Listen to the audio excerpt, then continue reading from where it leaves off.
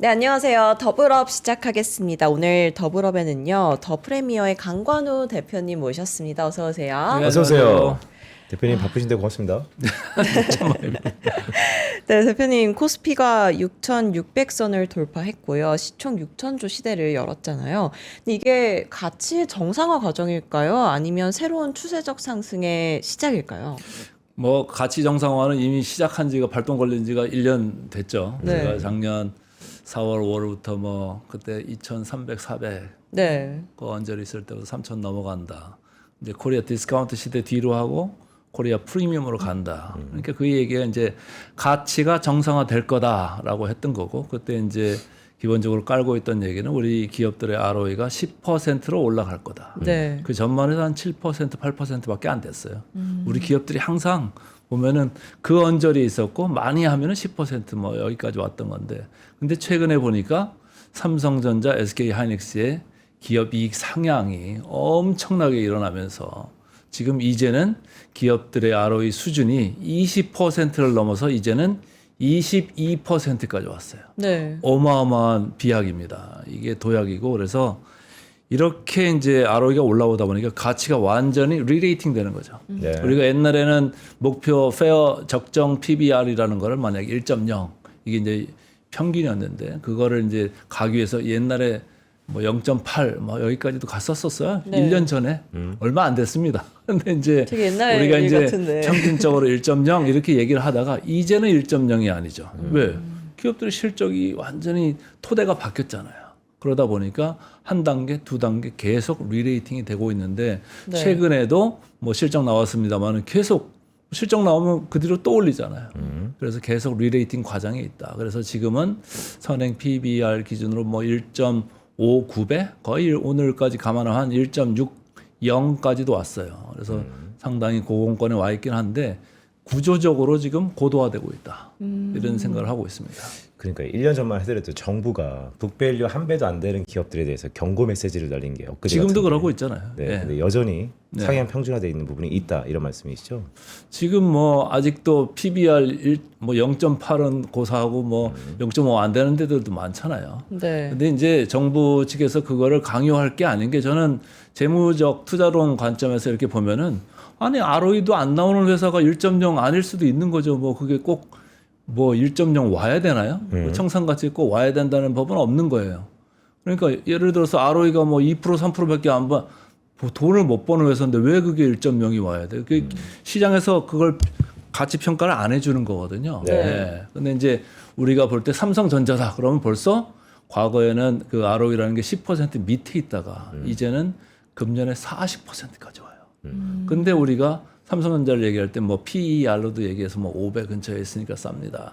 이렇게 얘기를 합니다만은 이익이라는 게 너무 출렁출렁하기 때문에 네. 우리가 PER로도 얘기를 합니다만은 PBR로 봤을 때 그걸 견줘봐야 되는데 ROE가 한 40% 오면은 지금 PBR이 2.0 근처에 있을 거예요. 그게 싼 거죠. 왜? ROE 돈을 저렇게 많이 벌었다는데. 네. 그런 걸로 봤을 때 하이닉스도 뭐 또한 그렇다 이런 생각을 하는 거죠. 네. 아 근데 대표님께서 중간에 이런 말씀 주셨잖아요. 삼성전자의 이익이 출렁임이 있다. 즉 사이클이다. 여전히 반도체는 사이클입니까? 사이클이 이제 진폭이 어떻게 될지는 이제 두고 봐야 되는데 지금 올라오는 폭 자체가 어마어마한 각도로 네. 지금 올라오고 있잖아요. 근데 올라와서 그게 고도화된 다음에 가만히 있으면 되게 좋죠.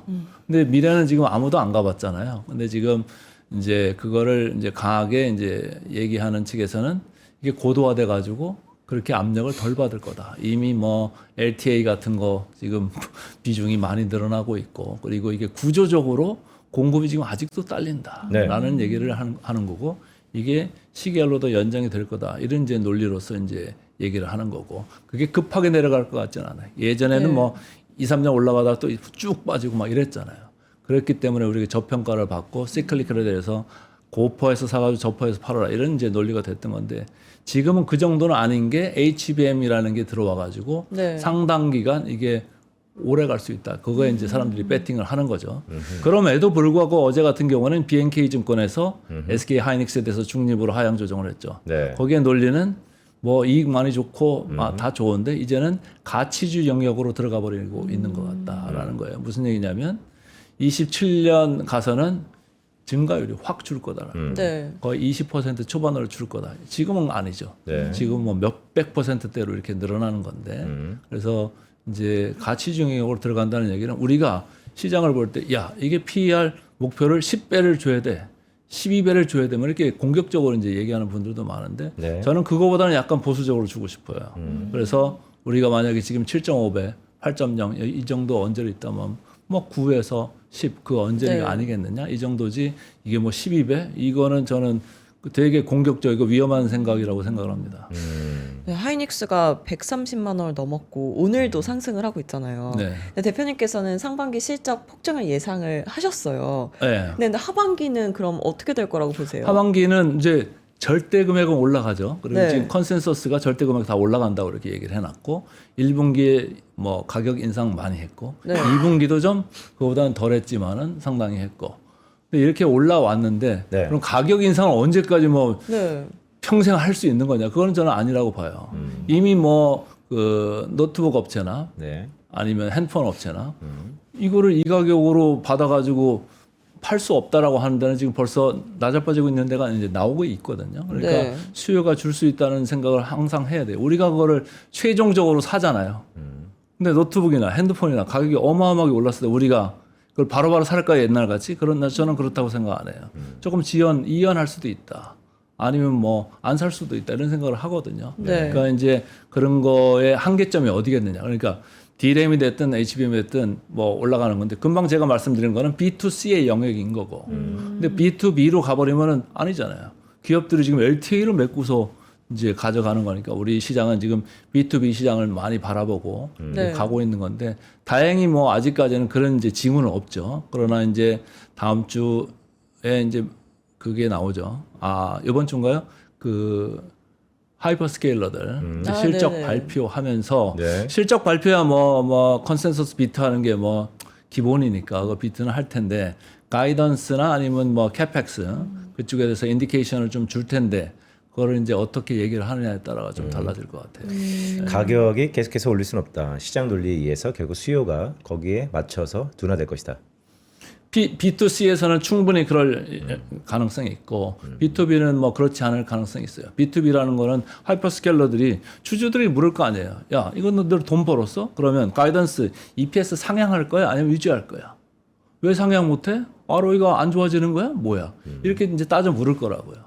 그거에 따라 가지고 이제 좀 그 캐펙스를 조정을 할 거냐, 더 네. 올릴 거냐 이 생각을 이제 해야 되는데 지금 뭐 제가 볼 때는 조금 올렸으면 좋겠죠. 지금 시장 올라가는 분위기를 보고 미국 주식 올라가는 거 분위기 보면은 뭐 캐펙스가 약간 더 올라갈 수는 있는데 계속 그 검증을 하려고 할 거예요. ROI가 어떻게 될 거냐.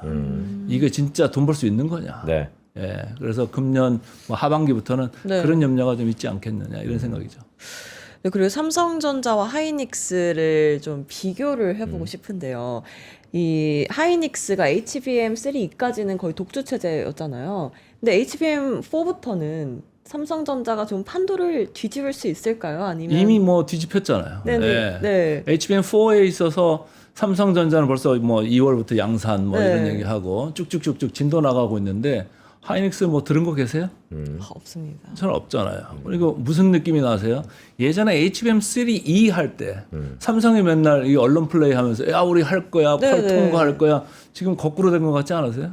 약간 그런 느낌이 있어요. 그래서 지금 삼성은 이제 1C 이제 산안으로 이제 가고 있는 건데 네. 네. 잘 되고 있는 거예요. 수율도 잘 나온다고 하고 있는데 하이닉스 쪽에서는 그런 얘기가 아직은 없어요. 그리고 거기는 1C로 가는 게 아니라 1B로 아직까지는 이제 가고 있는데 아직 그런 얘기는 없어요. 그래서 제가 볼 때는 기술적으로 좀 문제가 뭔가 있는 거 아니냐. 약간 뒤집어 엎는 그런 내부에서 그런 게 있는 거 아니겠는데. 삼성도 그랬잖아요. 네. 네. 뒤집어 엎어가 결국 HBM4에서 이제 바로 따라 이제 잡고 더 이제 앞으로 가버린 건데 하이닉스도 그런 내부적인 뭐 진통이 있는 거 아니겠느냐. 그러면 두 기업을 바라본 투자 관점을 좀 다르게 완전히 바라봐야 두 될까요? 회사는 다른 회사예요. 하이닉스는 그야말로 메모리만 있잖아요. 네. DRAM, HBM, NAND만 있는 메모리 회사니까 기본적으로 순환적이야. 근데 삼성전자는 메모리만 있나요? 아니요. B 메모리도 있고 통신도 있고 디스플레이도 있고 가전도 있고 스마트폰도 있고 다 있죠.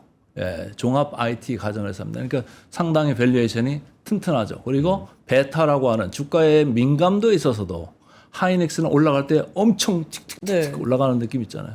삼성전자는 그렇지 않아요. 이걸 우리가 베타라고 하는데 삼성전자는 1.3, 1.4 그 근처밖에 안 돼요. 그러니까 지수 1 갈 때 1.34로 변화해요. 내려갈 때도 마찬가지예요. 상당히 방어적이죠. 그런데 하이닉스는 그렇지 않아요. 하이닉스는 뭐 한 1.6 거기서부터 2 왔다 갔다 해요. 어제 올라갈 때 보셨어요? 네. 엄청 세게 올라가잖아요.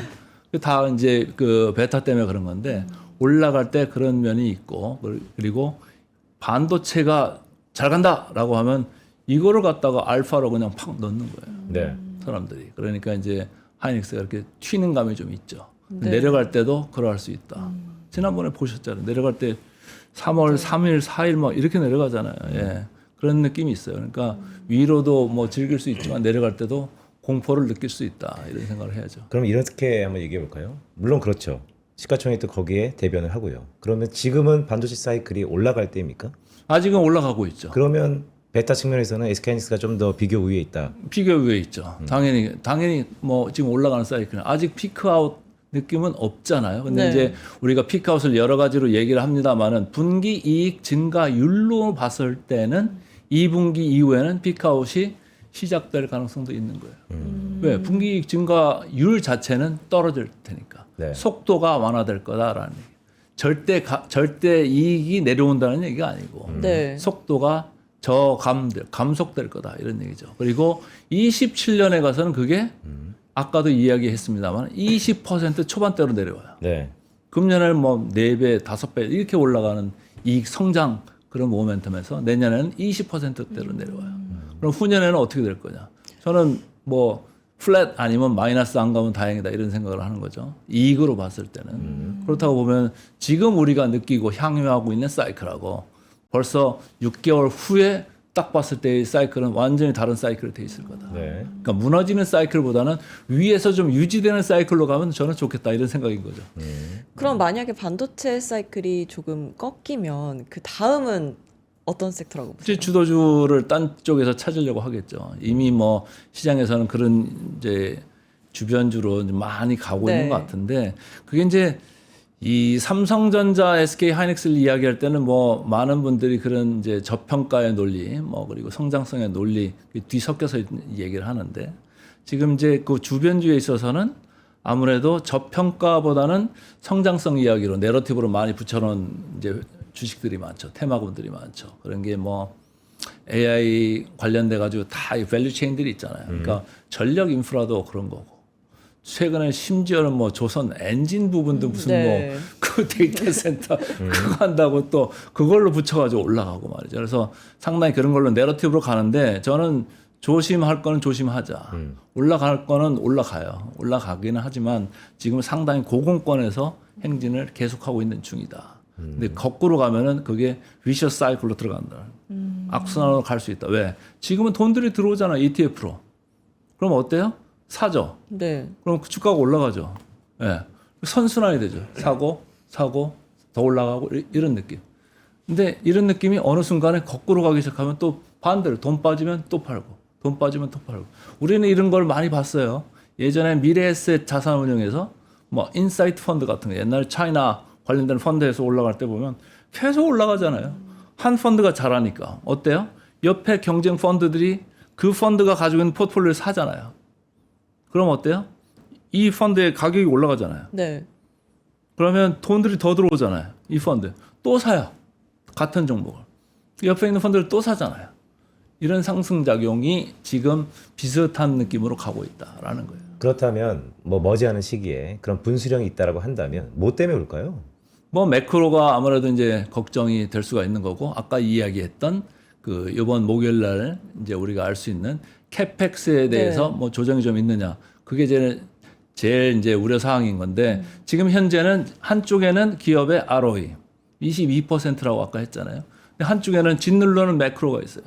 지금 미국 10년 국채가 안 떨어지고 있어요. 지금 4.3에서 있잖아요. 근데 이거 3월 초만 해도 4.0 근처에 있던 거예요. 네. 이게 4.45까지 갔다가 좀 내려가는 거 싶더니 다시 올라왔잖아요. 유가도 올라와 있고. 그러니까 미국 이란 전쟁의 그런 이야기가 아직 미국 국채에서는 이 발휘되고 있다. 다만 주식시장에서는 그거를 압도하는 이익의 성장성 이거를 이제 많이 쳐져가지고 올라간 감이 있다 이런 생각을 해요. 그래서 매크로가 지금 약간은 누르고 있는 거예요. 그래서 매크로가 만약에 해소가 된다라고 하면 이거를 온전히 다 받을 수 있을 거예요. 매크로라 말씀하시면 금리인 것이죠. 금리죠. 네.